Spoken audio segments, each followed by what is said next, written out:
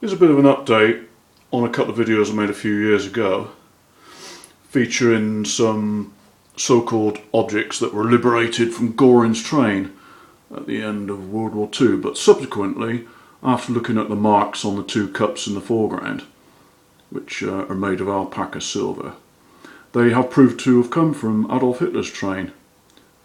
The marks on the bottom of the cups, if I could just show you, I'll probably have to put my, if you just bear with me, I'm going to have to put my little close-up lens on there. If you can see, probably a little bit clearer if I just zoom in. You've got the Brookman silver mark, alpaca 242, and a nice image of a locomotive on there, which does indeed prove that they came from carriage 10242, which was Hitler's special train from about 1938 to the end of the war. But in actual fact, he did have other headquarters in use by the end of the war, probably the Wolfslayer. There's a few, the famous one where he had an assassination attempt by Stauffenberg, and the English serviceman who took these at the end of the war was in the Royal Engineers, and I believe he was tasked to clear the train of any potential booby traps, and a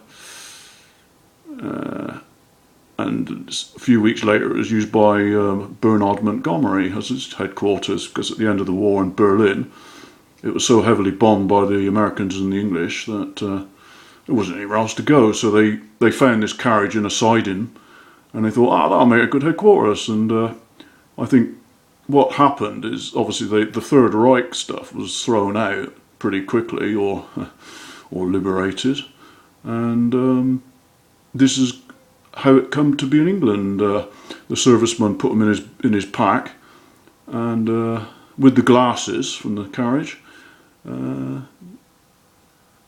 got them back to England intact, more or less. The middle glass here, he repaired this one. I think you can see there's a bloody great crack in there, and he thought he obviously deemed them important enough to repair it. And the other two little ones have got little nips in them, which I believe is bomb damage. As you say, they would have rattled quite well with all the bombing going on, because there wasn't much left of Berlin. But the cups are actually in excellent condition. 3 lagers at the back, still got a nice ring to them.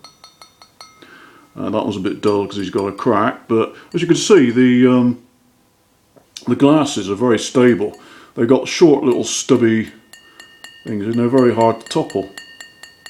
So I'm pretty well convinced they did come from Hitler's train. I have seen a picture of those with the general drinking out of one of them from somewhere, but obviously being an old black and white photograph, it wasn't too terribly distinct. But if you need to learn more, the thing to do is to get after the battle, because Guide to Hitler's Headquarters, number 19, if you turn to page 22 and a few other pages, I'll go briefly because I don't want to break the copyright. There's Hitler and his train in a siding, Betcher's Garden, and gives you loads of details. Anyway, obviously I just skip through it quickly because there's a bit more there. See, there's loads of information about trains and such like in there. There you go. There's you having a cup of tea next to the one of the carriages. On the front of the cover is old Stauffenberg with shaking hands with Hitler, and probably a few other higher ranker and generals. But this was the bomb plot in 1944, which sadly didn't quite work. Otherwise, it would have saved a few million lives. But anyway, that's the one to read if you like those. If you like reading a little bit more.